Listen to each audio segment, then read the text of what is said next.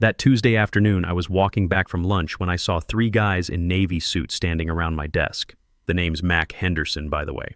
Marcus, if you're being formal, but nobody's called me that since the Army. I'm 58, been in tech for 32 years, 12 of them here at Lone Star Healthcare Analytics. I thought I'd seen everything. I was wrong. The glass walls of our Austin office reflected the harsh LED light from my monitor, still glowing with code I'd been debugging before lunch. Papers were scattered across my desk like someone had gone through them with purpose. One guy wearing latex gloves was checking my drawers.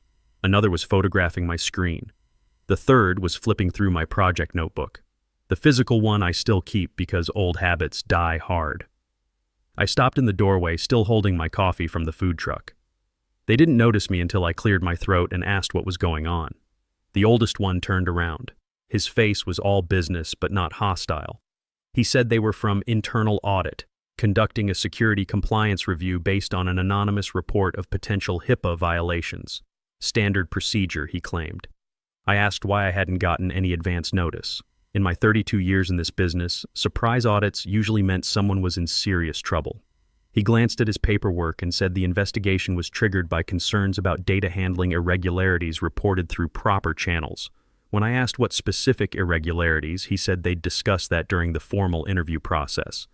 Then he mentioned the reporting party had requested to remain anonymous, but the investigation had been authorized by Patricia Walsh, our senior director. My stomach dropped. I knew exactly who had made that anonymous report.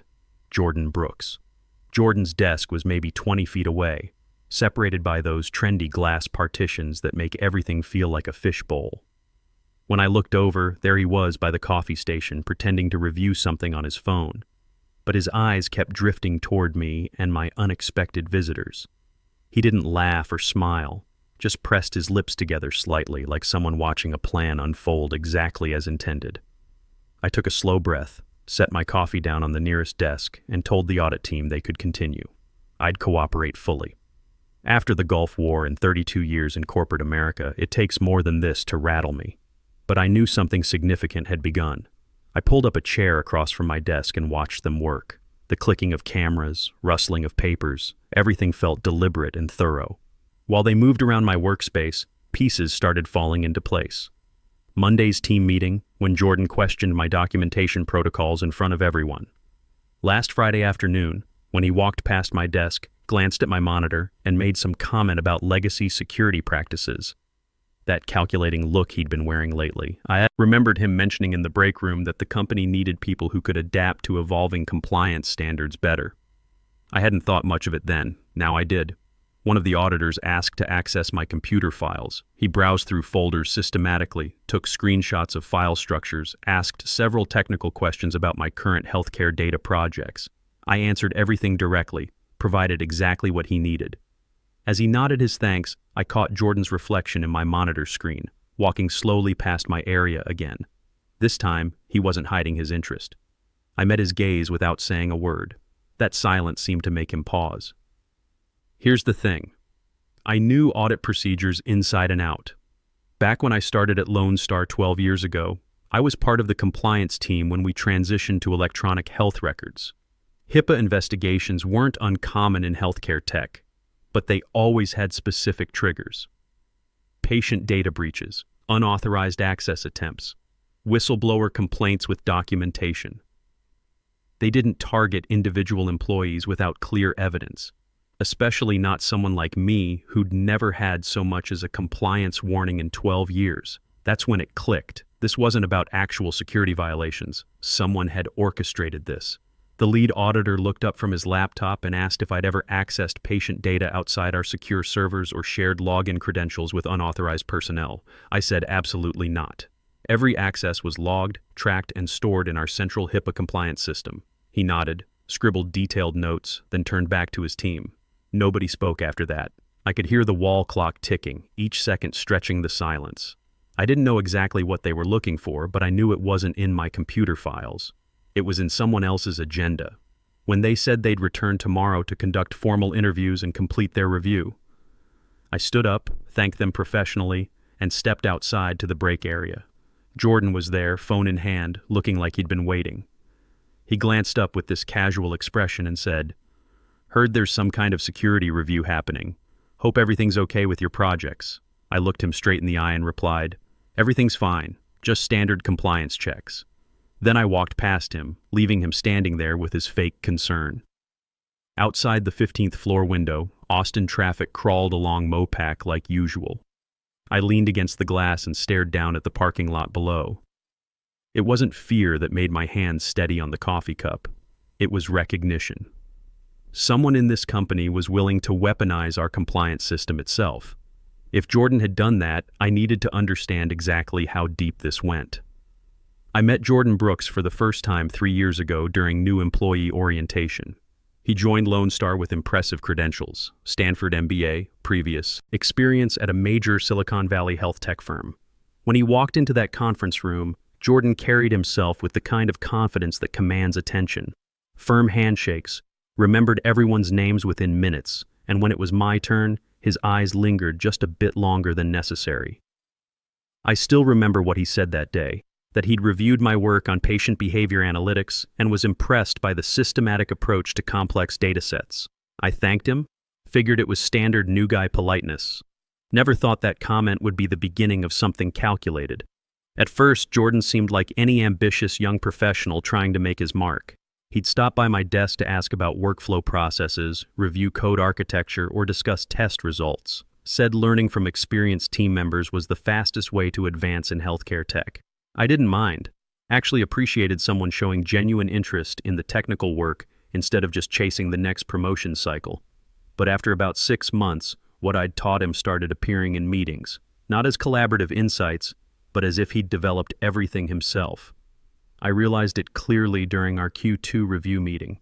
The patient data visualization dashboard my team had spent 4 months building was presented again, this time in Jordan's quarterly report with his name as primary contributor. When Patricia Walsh praised the innovation in HIPAA compliance integration, Jordan simply smiled and accepted the recognition. Never mentioned the team that actually built it or the months of late nights we'd put in. I said nothing.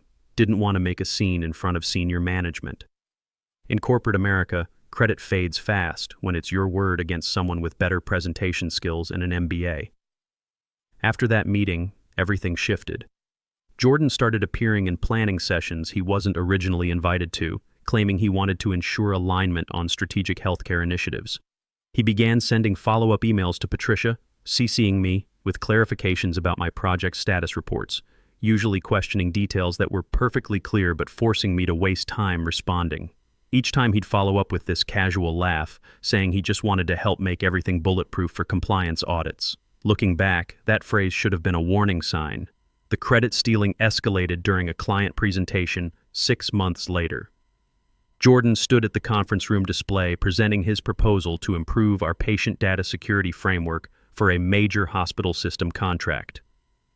When the client's CTO asked what research supported his recommendations, he quoted directly from a risk assessment analysis I'd written 2 weeks earlier.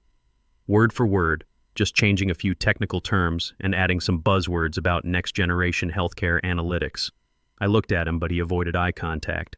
After the presentation, he came to my desk, put his hand on my shoulder like we were old buddies, and said my experience was truly foundational to the team's success. Couldn't tell if that was acknowledgement or mockery. Jordan had a gift for corporate speak. He knew how to make people believe he always understood what really mattered. He'd drop the right industry terminology at perfect moments, reference the latest healthcare tech trends, and when it suited him, he could appear perfectly collaborative. I heard a few colleagues mention he was being considered for a senior analyst position. I didn't care about titles or office politics, never worked for corner offices or executive recognition. I worked for the satisfaction of solving complex problems that actually helped healthcare providers serve patients better, making data systems that could save lives, not just generate reports. But for Jordan, technical excellence wasn't enough. He wanted visibility, influence, to be seen as the driving force behind every major initiative. I started noticing changes in his behavior whenever I received project assignments. Each time Patricia assigned me a high-profile client implementation, Jordan would smile, but something calculating flickered behind his eyes. He began pointing out minor issues in my work during team meetings, sometimes legitimate concerns, sometimes problems he'd actually created himself. He'd say I was technically solid but potentially too rigid for rapidly evolving healthcare compliance standards, not adaptable enough for a dynamic regulatory environment. I knew he was building toward something, but I stayed quiet. Always believed that consistent good work speaks louder than office politics. But Jordan wasn't finished. He started cultivating a closer relationship with Patricia Walsh, volunteering for her special projects and joining her for lunch meetings with other department heads.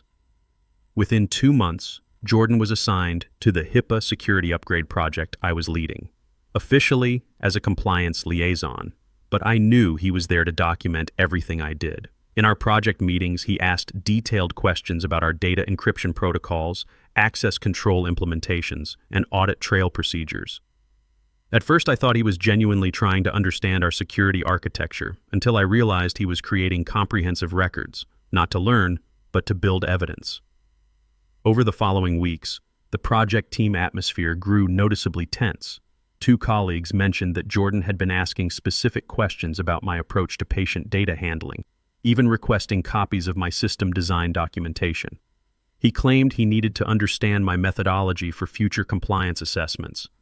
I knew he was collecting fragments, small technical details he could later combine into something larger.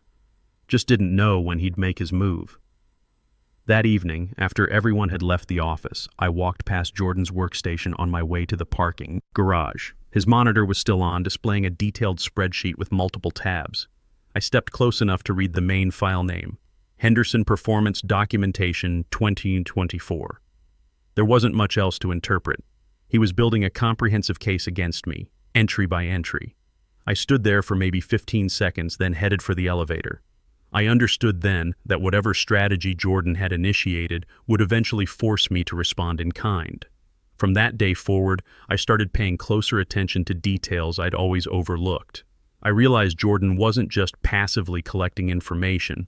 He was actively creating situations designed to make me look incompetent or non-compliant. One morning, he sent me a patient data export with deliberately corrupted field mappings, but saved it with our standard naming convention. By the time I caught the formatting errors and corrected them, he'd already taken screenshots of the data quality issues and documented them as evidence of procedural failures. Another time, he quietly changed access permissions on our shared project repository, blocking me from uploading scheduled deliverables on time. Then he sent Patricia a concerned email asking why our milestone timeline was slipping behind schedule. Every move felt calculated, like he'd been planning the systematic campaign for months. I didn't tell anyone what I suspected. Knew if I reacted defensively, he'd use it as proof that I was becoming paranoid or couldn't handle the pressure of evolving compliance standards. So I stayed quiet, watched carefully, memorized every detail, and started preparing my own systematic response. I wasn't planning revenge, just wanted to create a way for facts to speak without me having to raise my voice or make accusations. Because in any healthcare tech company, the person who stays calm and documents everything usually outlasts the one who makes noise. One afternoon, while reviewing our quarterly team performance metrics for Patricia, an idea hit me.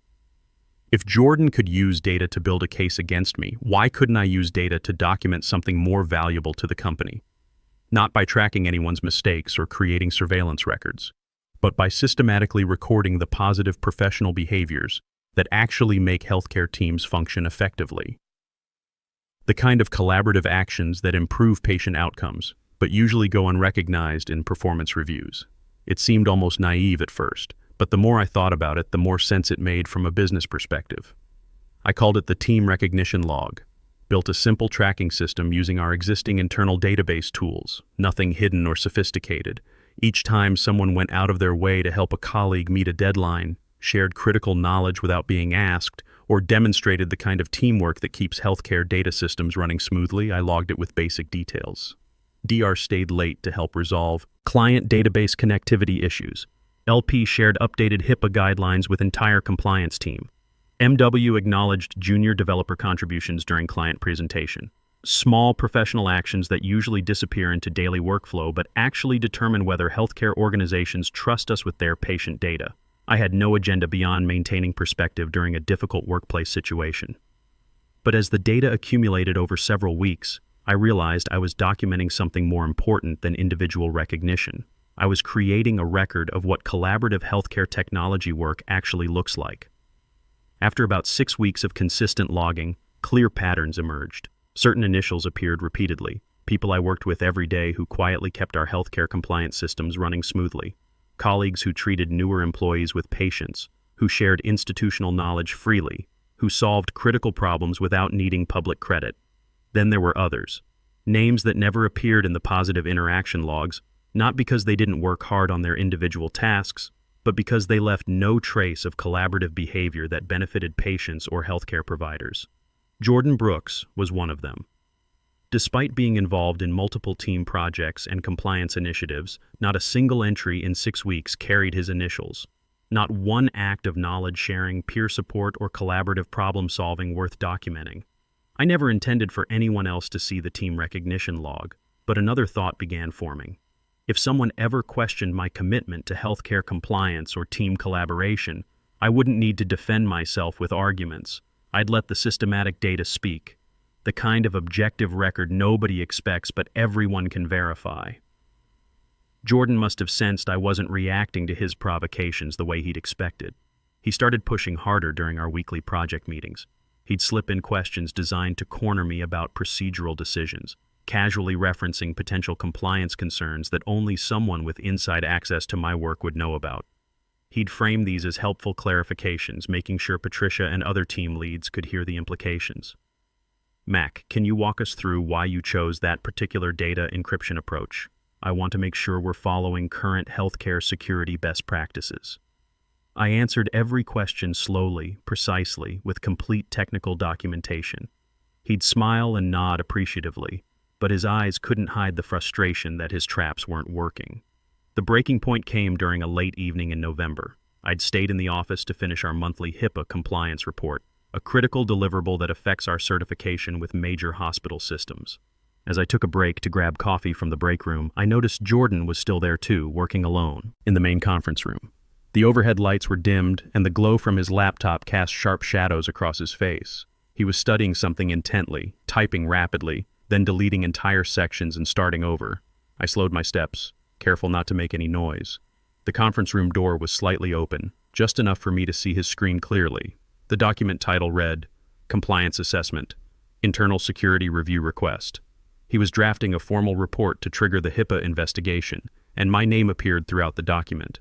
I could see specific references to procedural irregularities, potential data handling violations, and need for immediate audit review.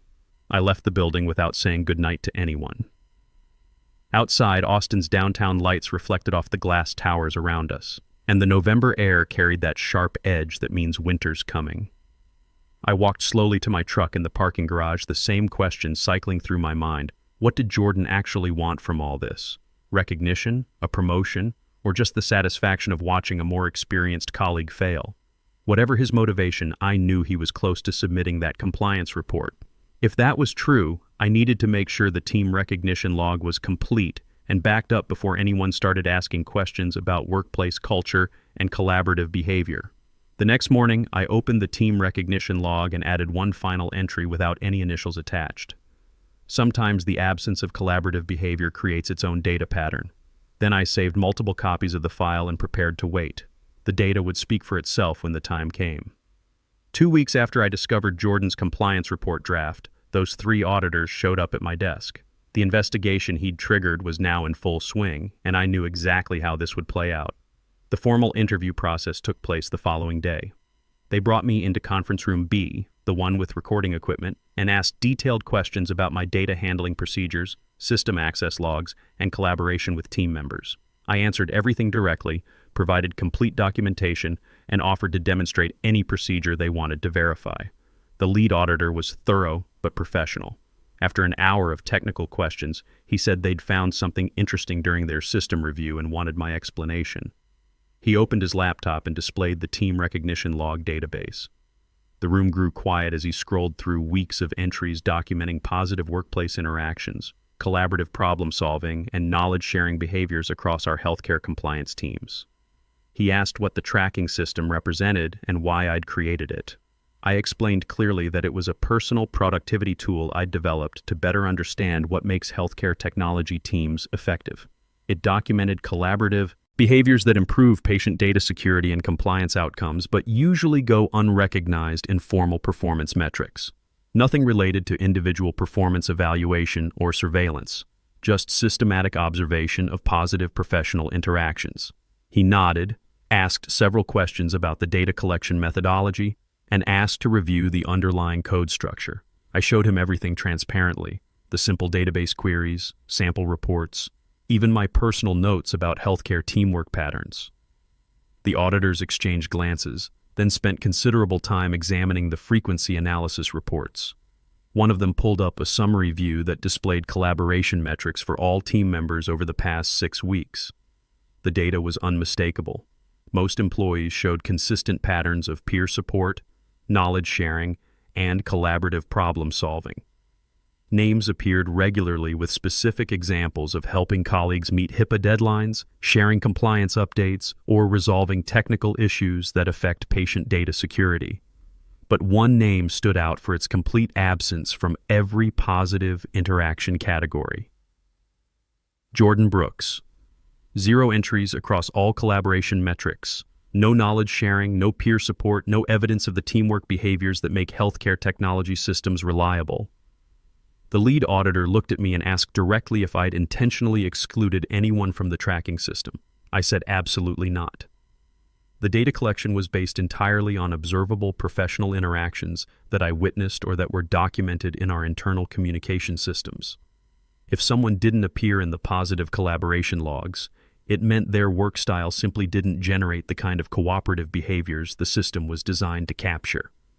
He stayed quiet for several long seconds, then made additional notes in his investigation file.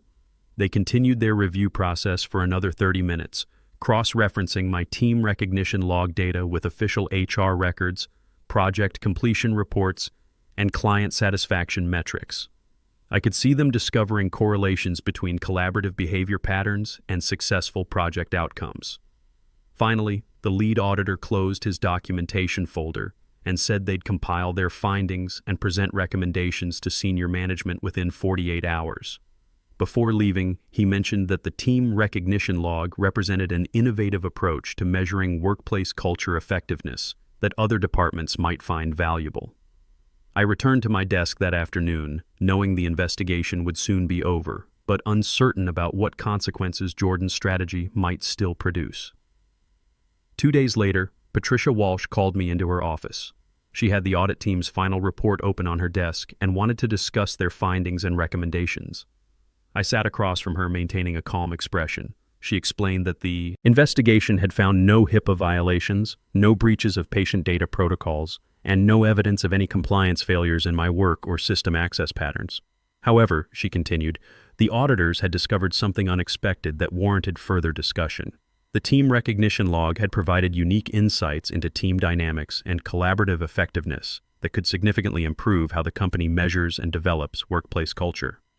Several department heads had already requested information about implementing similar recognition tracking systems for their healthcare compliance teams. She asked if I'd be interested in expanding the team recognition log company-wide as a pilot program for measuring collaborative behavior and professional development. The role would involve leading implementation across all departments and integrating the system with existing HR performance management tools. I accepted the opportunity. As our meeting concluded, Patricia mentioned that Jordan Brooks would be transitioning to our technical documentation department, where he could focus on individual project work without requiring extensive cross-team collaboration responsibilities. Her tone was matter-of-fact, like she was simply optimizing resource allocation for maximum efficiency. Walking back to my workstation, I passed Jordan packing his belongings methodically. He was transferring files to boxes, his expression focused entirely on the task. I considered saying something, but decided some situations resolve themselves without requiring additional commentary. The objective data had spoken more clearly than any conversation could. A company-wide announcement came from Patricia's office the following week. Lone Star Healthcare Analytics would officially launch a program called Collaborative Excellence Metrics, designed to identify and encourage the teamwork behaviors that improve patient data security and healthcare compliance outcomes. Marcus Henderson would serve as Program Implementation Director. Reading that message, I sat quietly at my desk for several minutes.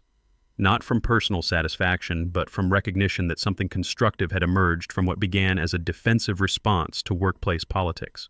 Jordan still works here, 2 floors down in technical documentation. We occasionally cross paths in the elevator or parking areas. He nods politely when we make eye contact, neither avoiding interaction nor seeking extended conversation.